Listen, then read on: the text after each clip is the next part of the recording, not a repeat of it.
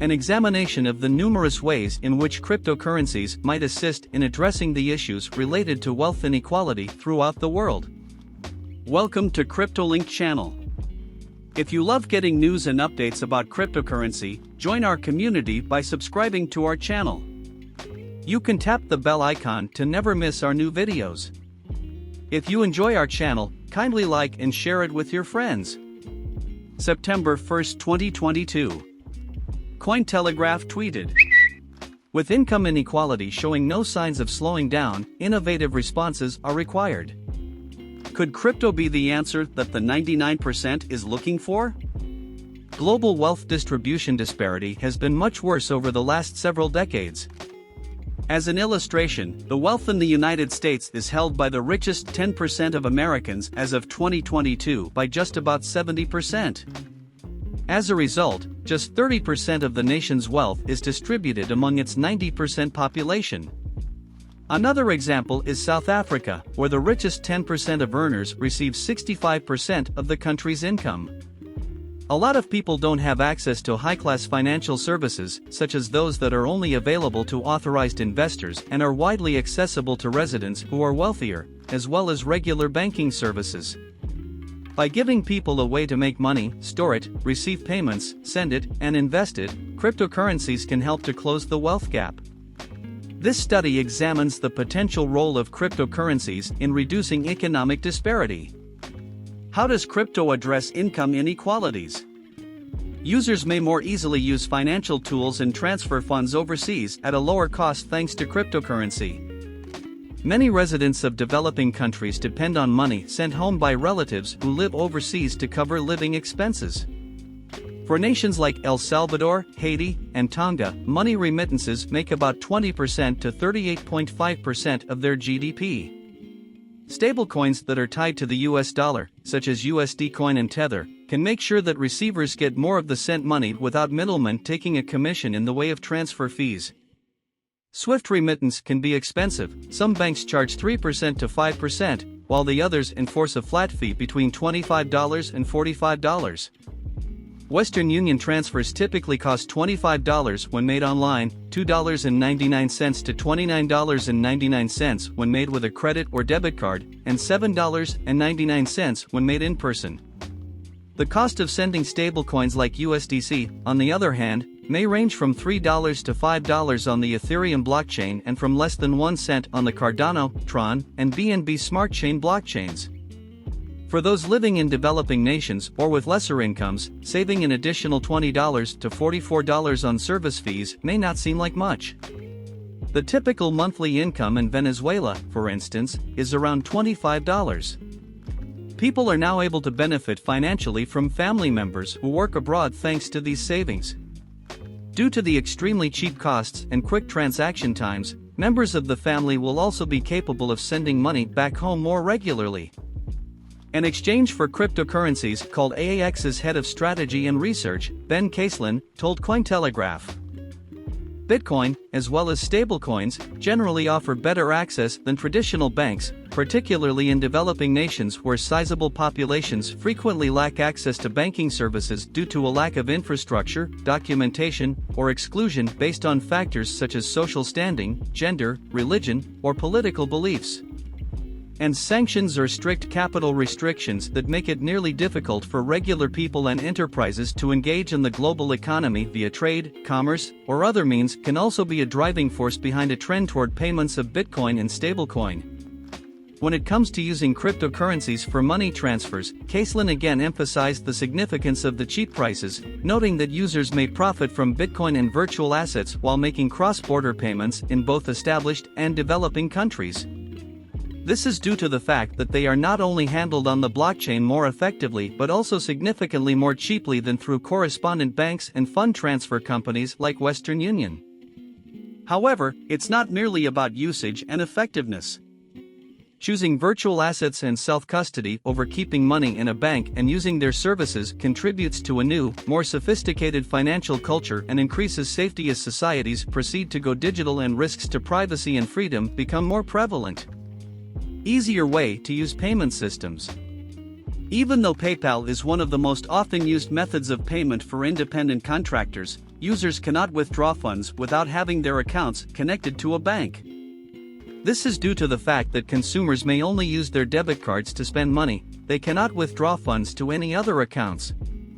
Online employment for those without banking accounts may become difficult as a result. In contrary, blockchain technology has made it possible for individuals to accept payments devoid of the requirement for a middleman like a bank. To receive money directly from another person, users just need to have control over a cryptocurrency wallet. Online freelancers may find this to be extremely helpful. The only thing a freelancer has to offer is their cryptocurrency wallet, for instance, if they are hired to create a website or perform any other online function. Co-founder of the blockchain-based philanthropic initiative Philcoin, Dunstan Teo, informed Cointelegraph that the usual requirements for signing up for and conducting transactions with cryptocurrencies are a wallet and an internet access. They provide a chance for people in impoverished countries to keep their belongings somewhere other than a mattress or a closet.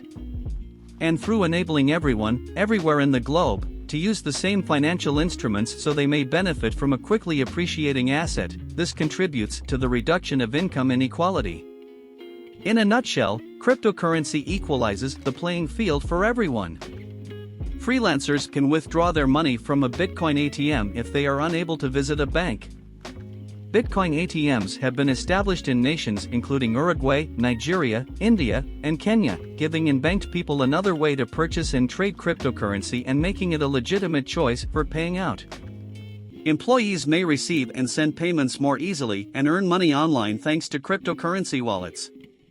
Some wallets even allow users to accept payments using usernames as opposed to the standard alphanumeric cryptocurrency addresses. To avoid customers making errors when receiving or sending payments, the Solana-based Web3 payments system PIP, particular, employs tags rather than wallet addresses.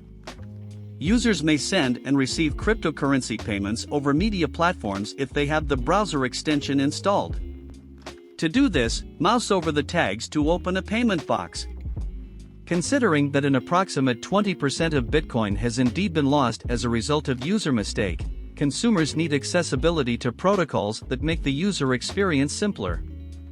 In addition, a poll reported on by Cointelegraph revealed that 75% of participants claimed they were stressed and unnecessarily complex by cryptocurrency transactions.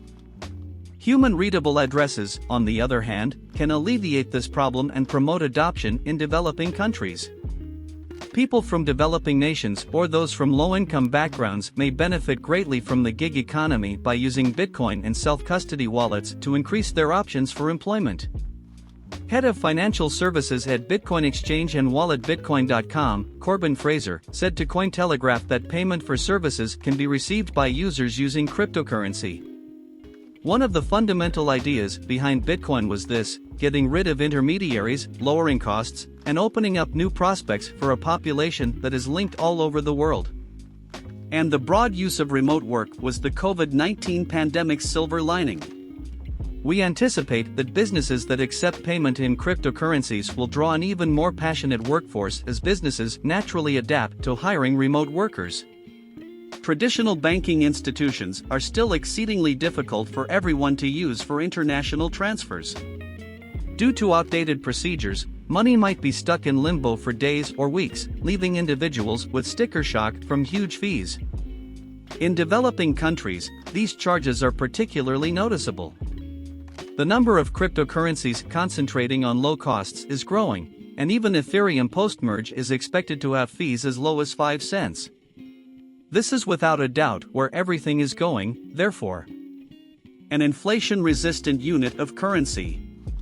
A nation's fiat currency decreases purchasing power when there is inflation. In order to battle hyperinflation, this is Sparta! Individuals in nations like Venezuela have welcomed cryptocurrencies. Since the supply of cryptocurrencies like Bitcoin declines over time, their value and purchasing power rise, as is the case with deflationary currencies in general. For instance, in 2010 the value of 1 BTC was 40 cents, whereas it is currently worth $21,000. Teo commented on how people in developing countries are being impacted by inflation.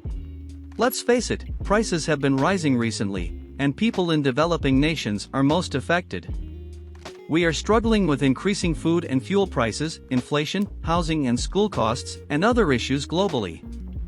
A greater cost of living is currently eating away at the spare cash we all formerly enjoyed. We may assume that disposable income will continue to drop because inflation is not exhibiting any signs of slowing down. Stablecoins are another option for users in developing countries who don't want to cope with the volatility that goes with regular cryptocurrencies. Users who desire to keep their money in a cryptocurrency tied to the dollar have two excellent options in Tether and USD Coin. That's it for our today's video. So, what can you say about the news? Let us know about it in the comments section down below. Thanks for tuning in to CryptoLink. We are always excited to provide you with news and updates about cryptocurrency, and if you like this video, please click the like button. See you on the next one.